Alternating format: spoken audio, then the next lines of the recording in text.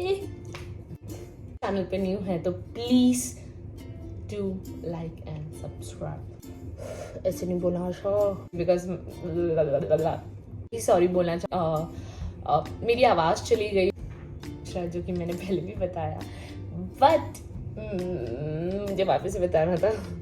Hello guys, good morning, welcome back to my channel. This is Asha Mishra and welcome again. अगर आप इस channel पे new हो तो मेरा नाम आशा मिश्रा है एंड मैं 2 साल से एक इंडियन एयरलाइन में काम कर रही हूँ। And guys please please please ignore my voice because I am not feeling well. और मुझे ऐसा लग रहा है कि मेरी आवाज़ ही चली गई है। लाइक सुबह ठीक होती है बट रात होते आई डोंट नो। तो लेट इट बी, वो चीज़ें छोड़ते। तो ये वीडियो है what is the eligibility criteria for becoming a cabin crew. देखो, ये वीडियो इसलिए है बिकॉज मुझे इंस्टाग्राम पे कुछ लोगों ने मैसेज किया था, और लाइक कोई भी हमें फ्लाइट पे भी मिलता है तो वो हमें पूछता है कि ma'am what is the eligibility criteria. वो आज हम डिस्कस करेंगे। अगर आपको कोई भी डाउट है please do share. I just share my Instagram ID and also you can comment on my video so I can give you reply. वैसे मैंने लिख के ले लिया था पॉइंटर्स कि मुझे क्या क्या बोलना है कि मैं कुछ मिस ना करूँ। तो पेन और पेपर ले लीजिए और लिख लीजिए। एलिजिबिलिटी क्राइटेरिया पे हम जाते हैं तो जो सबसे पहला एलिजिबिलिटी क्राइटेरिया वो एज क्राइटेरिया है।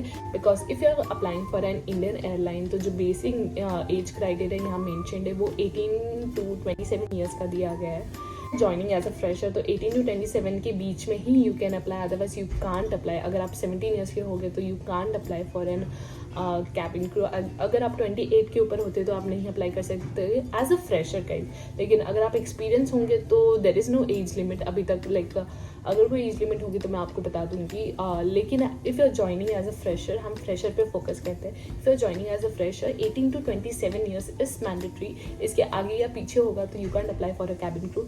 एंड जो सेकंड पॉइंटर है वो 10+2 marksheet is mandatory. 10th standard के बाद directly you can apply for a cabin crew. No, you have to complete your 12th standard as well.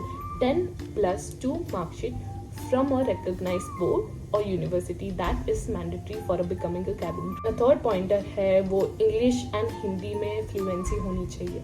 ऐसा नहीं होना चाहिए कि आपकी हिंदी अच्छी है लेकिन इंग्लिश नहीं है। ये इंग्लिश बहुत अच्छी है लेकिन हिंदी नहीं अच्छी है। आप इंडियन एयरलाइन में काम कर रहे हो, 90% ऑफ द क्राउड जो आता है हिंदी में प्रीफर करते बात करना।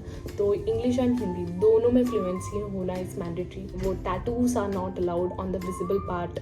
Like for example if you are wearing some formal dress या if you are wearing the uniform then visible part जो होता है। लेकिन for example I am working as a cabin crew in IndiGo, तो हमारा जो यूनिफॉर्म है वो यहाँ तक है, इसके आगे like this is my visible part, correct. तो ये पार्ट्स पे हम टैटू नहीं बना सकते। And also very very very important point, if you want to become a cabin crew, अगर आप एविएशन में आना चाहते तो please be ready that candidate should be flexible to relocate the base. For example base क्या होता है, flight start होती है आपको बेस दिया जाता है। जैसे मैं जब सेलेक्ट हुई थी तो मुझे चेन्नई बेस मिला था, तो मुझे चेन्नई से ही फ्लाइट करना था, तो मैं चेन्नई में रहती थी। वहाँ पर रह के आपको काम करना होगा, ये सारी चीज़ें होती है। तो please be ready that you have to relocate from one base to another base. जब भी रिक्वायरमेंट होगा आपको एक बेस से दूसरे बेस में शिफ्ट कर सकते हैं, तो please be prepare for that. And otherwise ये 4 से 5 पॉइंटर्स थे। आई होप आपके सारे डाउट क्लियर हो गए होंगे। एंड अगर कोई भी डाउट होगा तो प्लीज़ कमेंट। हाँ, I just make sure that मैं आपके हर एक कमेंट का आंसर दूँ। एंड अगर आपको ये वीडियो पसंद आया हो तो please like share and comment to my video and please keep smiling.